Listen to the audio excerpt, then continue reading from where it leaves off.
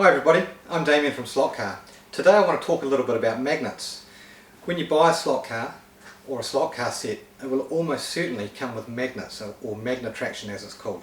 The cars themselves have magnets fitted to them which aid in the traction of the car.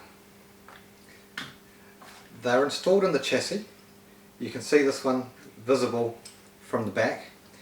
And what they do is they pull the car down towards the steel rails in the slot car track.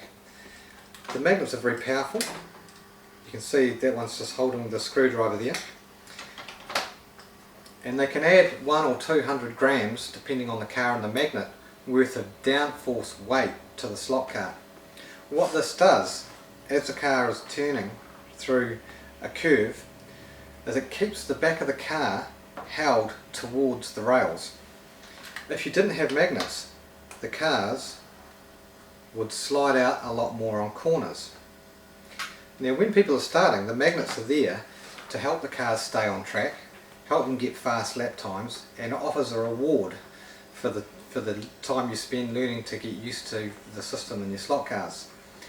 The thing about magnets though is that whilst they do give you fast lap times and they help keep the cars on, they also reduce the challenge. So when you're used to your slot car set and you want to have a little bit more fun and more challenge, you can remove the magnets to increase the fun. This will make the cars a lot harder to drive, and it will take some time to get used to using the cars without magnets. There are a couple of things that you can do though to give you more success, to make it a lot easier, and you'll find that once you get used to the system without magnets, you'll be driving almost as fast without them as you are with them. The real big plus though to taking the magnets out for me is it reduces the damage that the cars suffer. Because the cars are A, lighter, and B, travelling a bit slower, the impact damage is greatly reduced. Now slot cars are very, very tough. They can take a lot of knocks without damage. Things like rear wings and wing mirrors, they'll always come off. That's just part of slot car racing.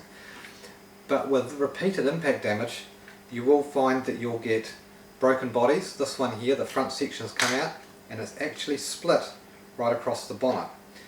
These sorts of problems can be eliminated greatly by taking the magnets out of the cars, and for me, I like the challenge and I enjoy the racing a lot more. I also like the cars being slowed down a little bit more, especially with digital racing, because it makes it easier to pass and block and understand what's going on and keep an eye on the other racers, and you just don't tend to have the same sort of problems in D-slots in digital racing when you've got 5 or 6 people on track, when everything's slowed down just that little bit as it is without the magnets. So let's have a look at how we take the magnets out. I've got a few different cars here with different ways the magnets are put in to show you how they come out. This is a Scalextric car. These two are both Carrera cars. Let's take a look at this one first. This has 2 magnets. One's in here and one's here. This one's actually already removed at the back. The magnets sit within a plastic frame, and that is just screwed in on the underside of the car. Because it has 2 magnets, you can reduce one or both, and you'll get different handling characteristics from the car, whether you have the front magnet fitted, the back magnet fitted, both fitted, or the magnets out completely. I've just screwed that back in. This is a good system because it's very quick and easy to change them. These sort of cars usually come with spacers as well, so you can adjust the distance the magnet is away from the track to reduce the magnetic effect if you wish. This is another Carrera car which also has 2 magnets. I've just loosened the body screws to take the body off. The magnets here, one is underneath a plastic holder in the rear that unclips. You put a wee screwdriver in each end and clip the plastic out, and you can pull the magnet out. Quite often it's easiest to take the axle out first. The other magnet, this is actually a digital car, so it's got a chip in here as well. The other magnet you remove by taking this screw out and working the magnet out as well. This car is one that we'll do some testing on later to show the difference between using magnets and not using magnets. The Scalextric car here, I've already taken the screws out of, has a bar magnet fitted across just in front of the motor. It also has another spot you can put the magnet in the front, so you can shift the magnet to the front to alter the handling characteristics of the car as well. It'll make it a little more taily. To take the magnet out of one of these, it's clipped in at each end. You simply just gently stretch the chassis and the end of the magnet will pop out. You can grab it and remove it and reassemble the car. So this is the car that we're going to experiment with. First, what we're going to do is we're going to put it on the track, and I've got a track set up that we've just put together for some testing in our lounge. What we're going to do is I'm going to put it on the track and we're going to see how fast we can get a lap out of it whilst we have the magnets in. Then we're going to remove the front magnet. We'll do the same thing. We'll remove the rear magnet, do the same, then we'll take both the magnets out and we'll see what sort of lap times we can get. After that, I'm going to sand the tyres. I'm going to sand the tyres to make them nice and round and give them a little bit extra grip. When we do that, we'll time it again and see how fast we can go. The reason why we sand the tyres is because out from the factory they're never quite perfectly round, and we want to get a nice flat contact patch across the tyres. I'm going to show you how to do this simply without a machine. Usually I would use a machine to sand the tyres, but I'm going to show you another method which is easy to do at home. After that we're going to clean the track because it's a bit dusty, and then we'll see how we go. Initially I'll expect that on the standard tyres the car is going to be a little bit slidey and a little bit hard to drive without the magnets. But once we get those sorted out, I think we'll be fine, and then we'll even put a little bit of oil on the tyres and I'll show you what difference that makes to grip.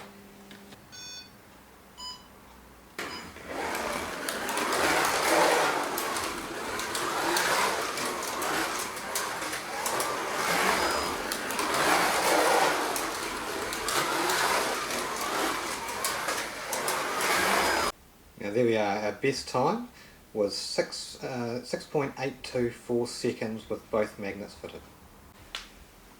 Now we've got the magnet out of the very rear of the car and we've just got the front magnet back in, so let's again put the timer on and we'll see what we can do on this run.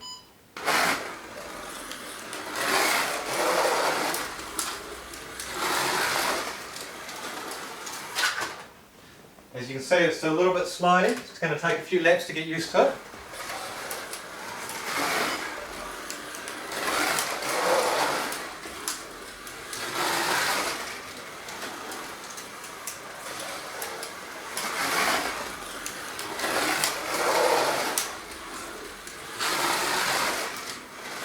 So after about 10 laps completed, in fact 9 laps as we can see there, the best lap time was 9.415 seconds, that's with the rear magnet out.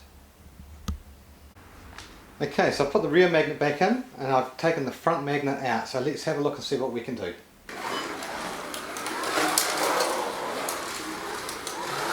Straight away I can feel there's more grip.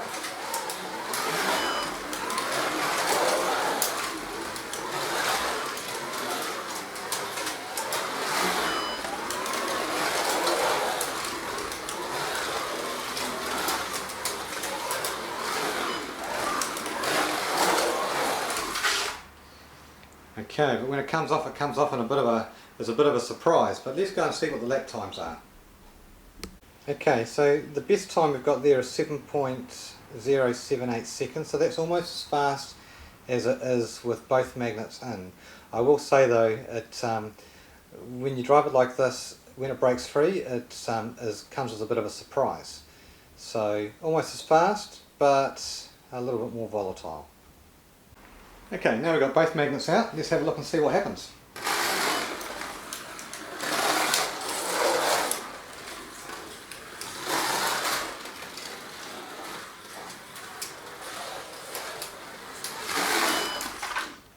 Oh, came off just there.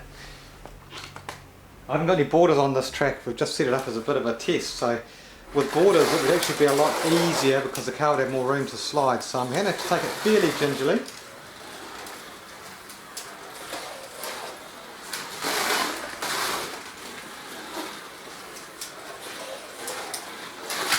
Okay, I've done another few laps. The best time out of them all was 11.138 seconds, so that's quite a big difference.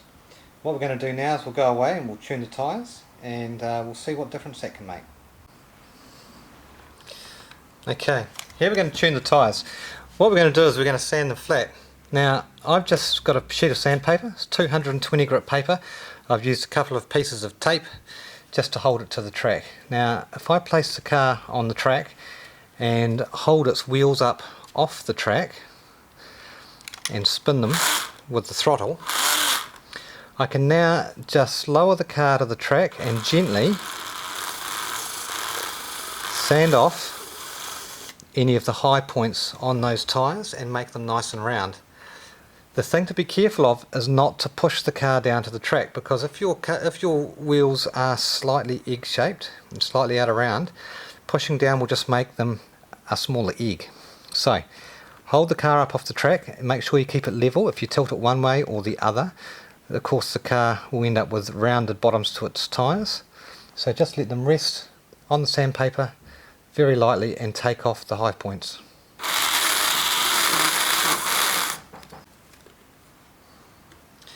You can see we're already starting to get a little bit of rubber mounting up there on the sandpaper from where it's come off the tyres. What you want to keep doing while you're doing the tyres is just move the car so that you're not going to overheat the tyres on one little bit of sandpaper, and spread it across the paper.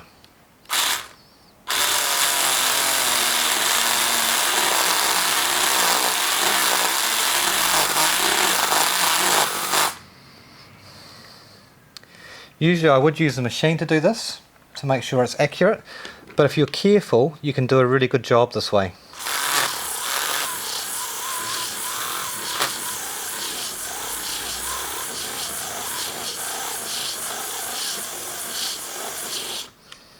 If you look at the tyres as you go, you'll see that there will be places where you've sanded and places that are a dark colour or a different colour where the sandpaper hasn't taken any material off. So this will give you an idea of how much more you need to do until you get them right.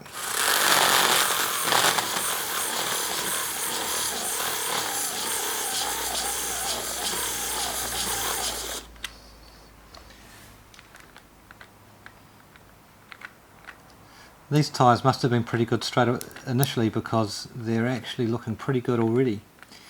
Now the other thing that I would like to mention is, normally when you do this you'd glue the tyres on first, you'd peel them back, put a little bit of glue on the rim so that they won't rotate on the rim while you're travelling, because that of course will make them out around again. But for the purposes of this little test we'll just leave them like that, and now we'll just do a couple of laps and see the difference that it makes.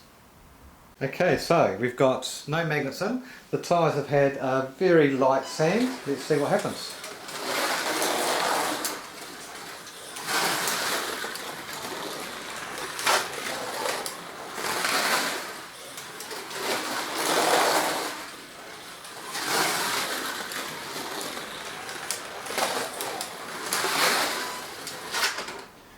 Okay, instantly I can feel there's quite a lot more grip. Now I'm down to 9.019 seconds, so we're getting quite a lot faster already. Let's do another lap and see what happens. Okay.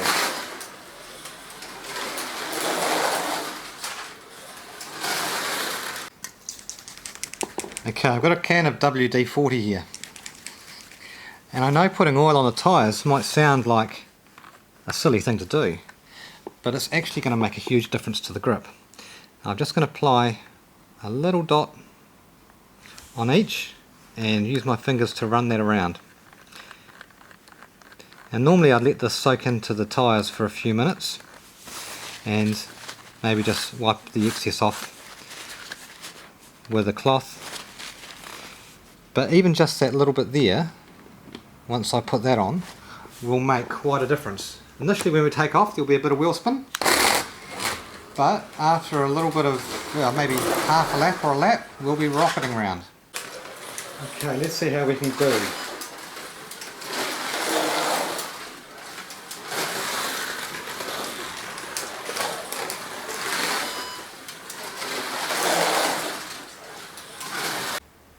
Okay, there we go, down to 8.046 seconds. So that's quite a big improvement, almost as fast as we were going with the magnets in. Now what we're going to do is we're going to clean the track, see what difference that makes. We've had the track set up here over the weekend, so it's been up for 2 days. And in that time, dust falls on it, it's on the carpet, so there's carpet fibres and just general dust, and that'll make a big difference to the amount of grip that cars have. If I run around it here with a cloth, the cloth is just a little bit damp, and I'm going to take all the dust off. It's really quick and easy to do, but I think it will make quite a difference to the grip.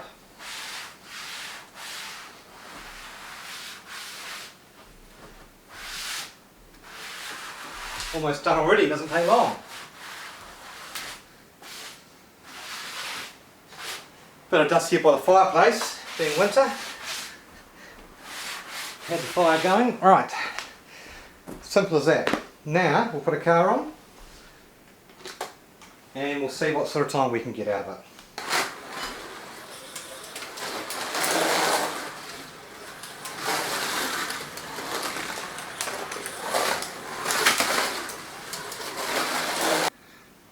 Just one more quick thing we're going to do before we do this lap and see what happens with the clean track. I'm going to get some sticky tape.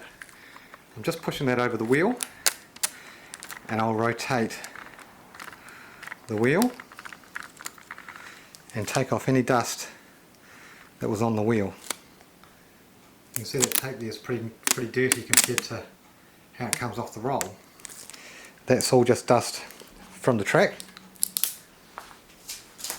that the tyres have picked up. We'll do the same on the other wheel. You'll notice I haven't worried about the front wheels at all, and that's because I'd rather the front wheels didn't have any grip. Because the front wheels turn at different speeds, they can help chuck you out of a corner, so you can just leave the front wheels as they are and make sure the rear wheels are in good order. Alright, let's see what we can do.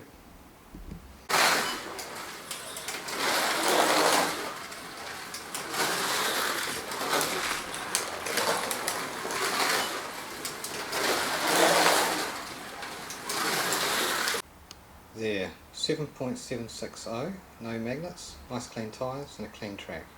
Almost as fast as where we started. So there you have it. Racing with magnets versus racing without magnets. It was a lot of fun making the videos. Thank you very much for watching. I hope that you try it. It's a lot of fun, it adds a lot of challenge, it saves wear and tear on your cars. If you're ever going to think about going to a club, doing any club racing, you'll find most clubs race on wooden tracks and there's no magnetic effect on wooden tracks, so it's good to have a little bit of a go at home with no magnets. Get used to it before you try it at a club, but it's certainly worth the effort. Now I'm going to redo my tyres on this car with the machine to make sure they're perfect, and I expect it'll go even faster still. Thank you very much for watching.